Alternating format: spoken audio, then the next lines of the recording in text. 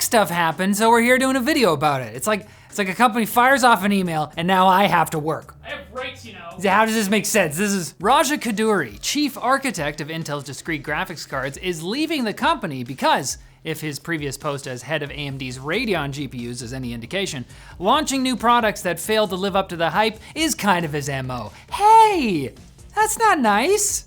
Okay, seriously, we needed Intel Arc GPUs, but they still need some work, and he's moving on, so we can joke, right? Okay. We can be friends. We can be still friends. Friends make jokes.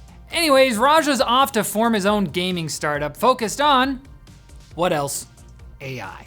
It'll apparently focus on creating generative AI tools for movies, games, and other media that are compatible with basically any processor, not just chips from NVIDIA. It's only fair that Koduri is taking the risk of going independent now, having worked directly for Apple, AMD, and Intel. I mean, how old is he? 55? Yeah, that's prime midlife crisis territory. Again, this is not, he seems nice. I'm not trying to, it's just middle-aged man, something happens up here, okay? So, to Mr. Koduri's credit, under his leadership, while Intel's Arc graphics cards suffered delays and initially lagged behind the competition in terms of performance, that gap has started closing significantly as Intel releases improved drivers.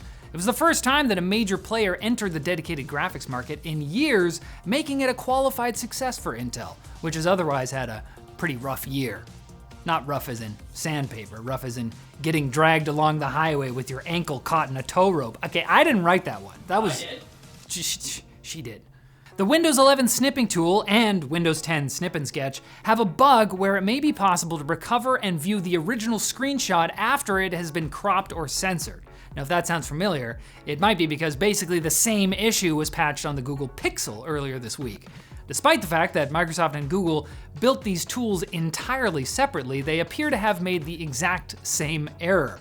When the newly cropped image saves, it saves over the original image, but that new image is smaller than the original image. And much like a large man in a tiny thong, it doesn't cover everything. What this means is that if you had something in a picture that you didn't want people to see, like say photo ID or important documents or genitalia, that information may be recoverable. And by that information, I mean quite possibly an uncensored photo of your social insurance number and or penis. What if it's my social insurance number written along with me?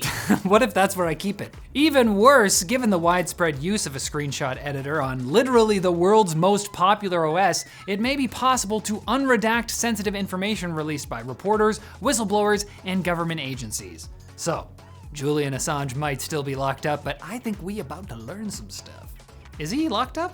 Oh, he is in prison. Yes. Fantastic. I mean, that's not fantastic, but okay. And Google is opening early access to its AI chatbot Bard, and the reviews are in. It's just okay. I mean, it's a chatbot. There's been like a million of these things at this point, and I'm starting to get their names confused like a forgetful uncle who never calls. For a long time, Google was the big dog in the AI space, but tech personalities like Marques Brownlee and Luc Lafreniere have given this experimental version of Bard a resounding eh. If anything, Bard feels extremely cautious compared to everything else we've seen in recent months, perhaps understandably so given past hiccups.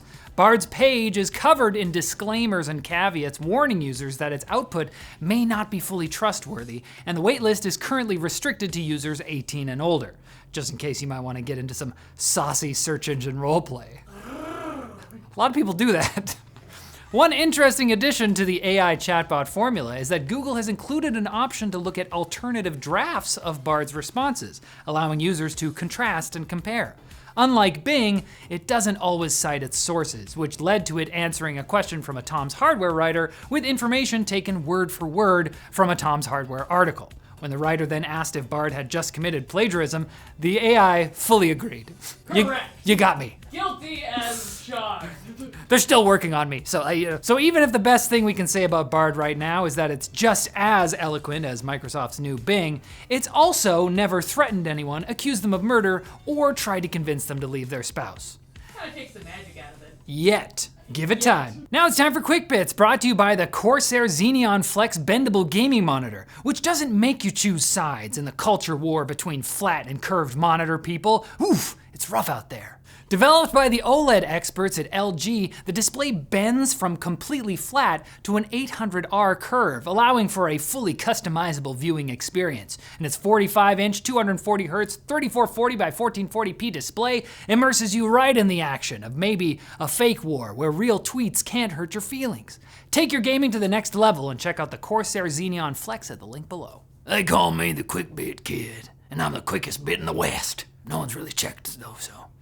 Adobe has launched the beta of Firefly, a set of generative AI tools which Adobe says have been trained without stealing the copyrighted work of artists, only the freshest, locally sourced organic stock photos. Adobe will automatically tag content developed with Firefly as AI assisted and is developing a do not train metadata tag for artists who don't want their work used to train AI art systems. It's like one of those do not disturb signs that stop hotel maids from stealing guests' underpants and then combining them into a massive underwear database, then procedurally generating remarkably similar underpants without proper attribution.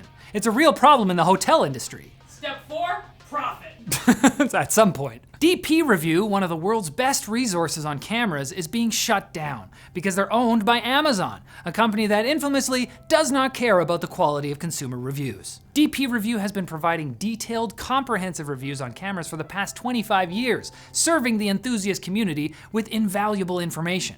Something that didn't change when they were subsumed by Amazon's amorphous mass in 2007. No lunch breaks. Get in the box. Get in the happy box. But Amazon needs to make cuts, and clearly the best place to start is a successful enthusiast resource with a powerful brand and hundreds of thousands of fans. Don't really need that. Valve suddenly announced this morning that Counter-Strike 2 will arrive this summer as a free update to CSGO, complete with overhauled visuals, volumetric smoke grenades, and what Valve calls sub-tick update architecture, meaning that the speed of players' actions won't rely on their tick rate.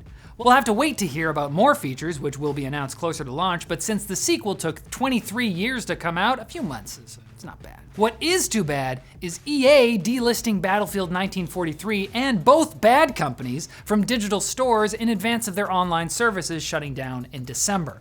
Sure, we could change the game so that you can buy it and play the single player without requiring it to call our servers first, but honestly, we're kind of warming up to the whole piracy thing, is probably what they're thinking. I have to imagine. That's the only thing that makes sense. They want you to steal it. Hackers have stolen $1.5 million worth of digital Dash from cryptocurrency ATMs due to an unusual zero-day vulnerability.